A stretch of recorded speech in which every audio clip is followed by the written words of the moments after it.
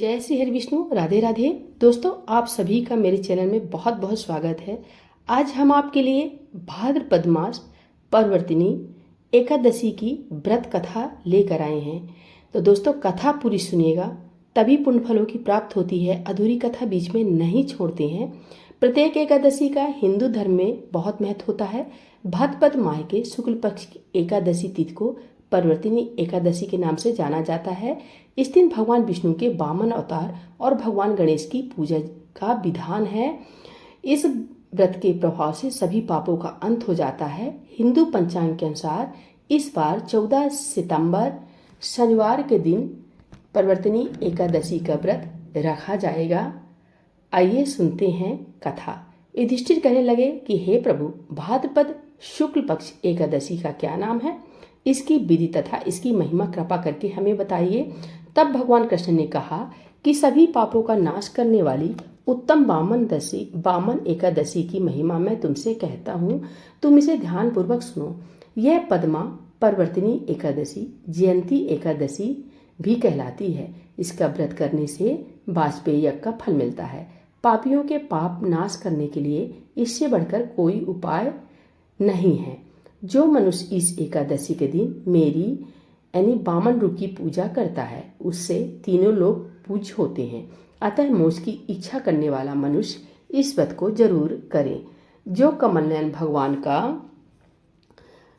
का कमल से पूजन करते हैं, वे अवश्य भगवान के समीप जाते हैं।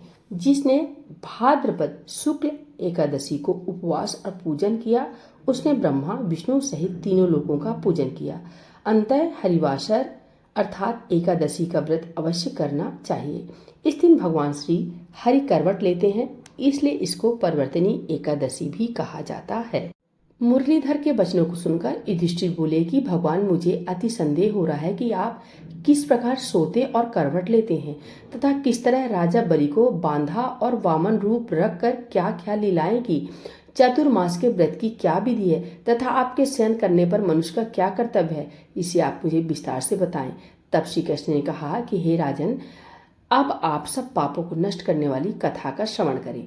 त्रेता युग में बलि नाम का एक दैत्य था। वह मेरा परम भक्त था। विविध प्रकार की वेद सूक्तों से मेरा पूजन किया करता था और नित्य ही ब्राह्मणों का पूजन तथा यज्ञ के आयोजन करता था। लेकिन इंद्र से द्वेष के कारण उसने इंद्रलोक तथा सभी देवताओं को जीत लिया। इस कारण सभी देवता एकत्र होकर सोच विचार कर भगवान के पास गए।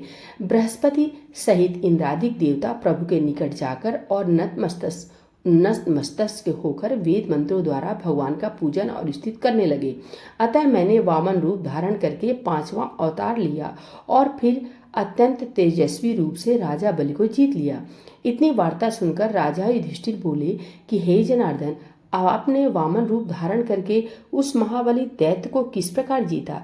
तब भगवान श्री कृष्ण कहने लगे कि मैंने बलि से 3 पग भूमि की याचना करते हुए कहा, ये मुझको 3 लोक के समान है और हे राजन, यह तुमको अवश्य देनी होगी।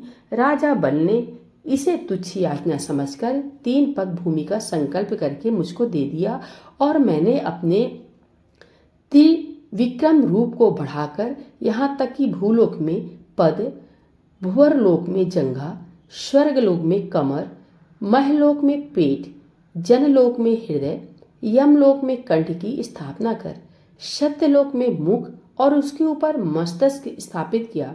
सूर्य, चंद्रमा आदि सब ग्रह गण, योग, नक्षत्र, इंद्रादिक देवता और शेष आदि सब नागगणों ने विविध प्रकार से वेद सूक्तों से प्रार्थना की।